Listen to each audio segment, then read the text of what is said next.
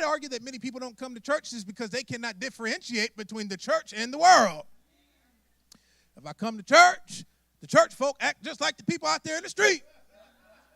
My mama come home, she go to church praising God, but she come home cussing us out. My mama come home praising God, but she's at the club Sunday night. My mama come home, my grandma's here talking about how much she loves God, but she comes home and tells us how much she hates us.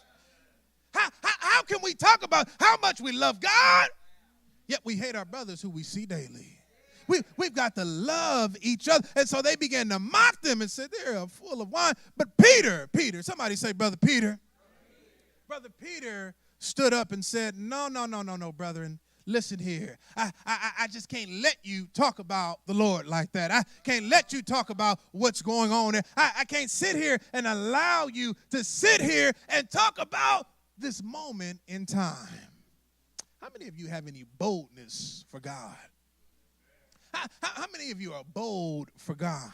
How many of you are bold for doing the things of God? How many of you are bold about doing the work of God? Brother Mike and I were talking in the back office today. We were talking about how we sometimes have to be bold when it comes to our spouses. We came to talk about certain situations that we get put in. Put me in this situation. Don't do this and don't do that. And we have opportunities when we have to be bold, even when we don't want to be bold. Brothers and sisters, I'm here to tell you that we are living in a time that although you may not want to be bold, although you may not want to tell anybody, you cannot afford to not be bold for God. You've got to be bold about what you do. You got to be bold about who God is. You got to be bold for Jesus and tell everybody you encounter about God.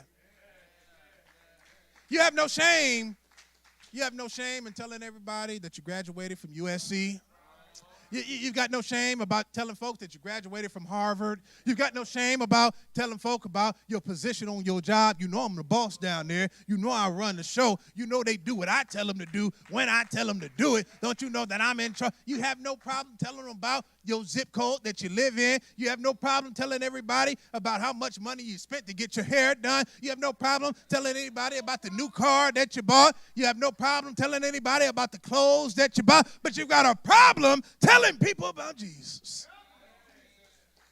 I would be highly upset. I would be highly upset that if I bought my kids new clothes, that if I bought them new shoes, that if I put them in a nice house, that if I paid for them to go to nice schools, that if I had to pay for them to get their hair done and hair cut, if I had to take them to Disneyland 2 and 3 times a week, if I had to do all these things and they didn't say thank you, I'd be upset if my kids didn't just say, you know what, Daddy, thank you. I'd be upset if my kids didn't tell everybody that this is what my daddy did for me. My daddy took me here. My daddy did this for me. I'm here to tell you today that you ought to start telling people about what your daddy has done for you. You may not have everything you want. You may not be where you want to be in life, but you ought to tell everybody about what your daddy has done for you. Is there anybody here this morning can say, I have a testimony about what God has done for me? And the one thing I can say is that God has been good to me. God has been good to me. And so Peter begins to preach a sermon, and he was filled with the Spirit, and he was filled with boldness. Peter forgetting about his shortcomings and his faults. Peter forgetting about the things that messed him up. Peter forgetting about the thing that had tripped him up. And Peter got back on track and began to serve God. Somebody, you've got to get back on track.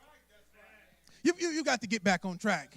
You've got to get back to serving God because of who he is. You got to get back to serving God because of who he is. I say you've got to get back to serving God because of who he is. Well, who is he, Hodges? Well, he's a sin forgiver. He can wash away your sins. He can wash all of your sins away. Not can he, but he's already washed your sins away. God is a restorer. And so Peter